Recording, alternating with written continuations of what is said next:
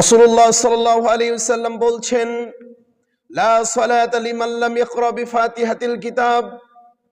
যেই সালাতে সূরা ফাতিহা নেই সেই সালাত গ্রহণযোগ্য নয়।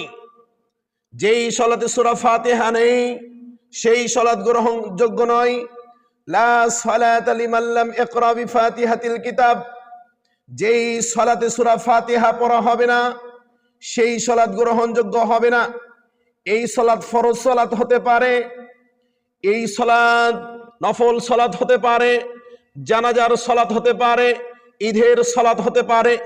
যেই সালাতে হোক না কেন, যেই সালাতে হোক না কেন, লা সালাতা লিমান লাম ইকরা বিফাতিহাতিল কিতাব, ওই সালাতে যদি সূরা ফাতিহা না পড়া হয় ওই সালাত আল্লাহর কাছে গ্রহণযোগ্য হবে না, হবে না, হবে না। কথা বুঝতে পেরেছেন?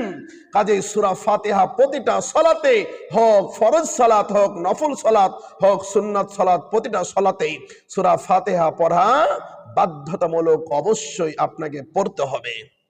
রাসূলুল্লাহ সাল্লাল্লাহু আলাইহি ওয়াসাল্লাম বলছেন, লা সালাতা লিমান লাম ইয়াকরা বিফাতিহাতিল কিতাব।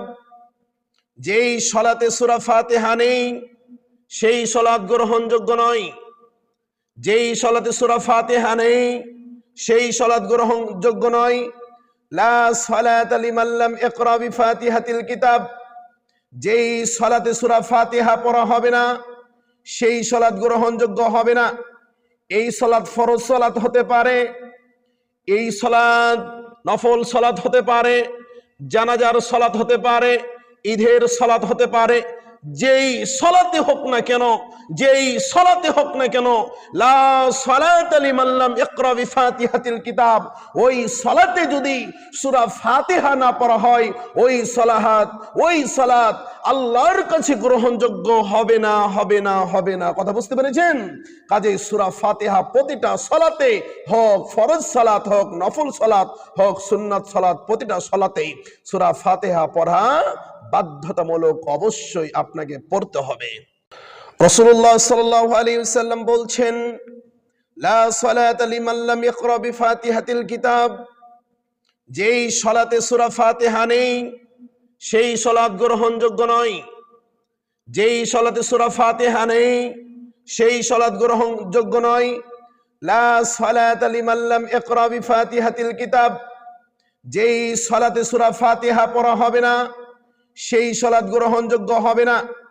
এই সালাত ফরজ সালাত হতে পারে, এই সালাত নফল সালাত হতে পারে, জানাজার সালাত হতে পারে, ঈদের সালাত হতে পারে।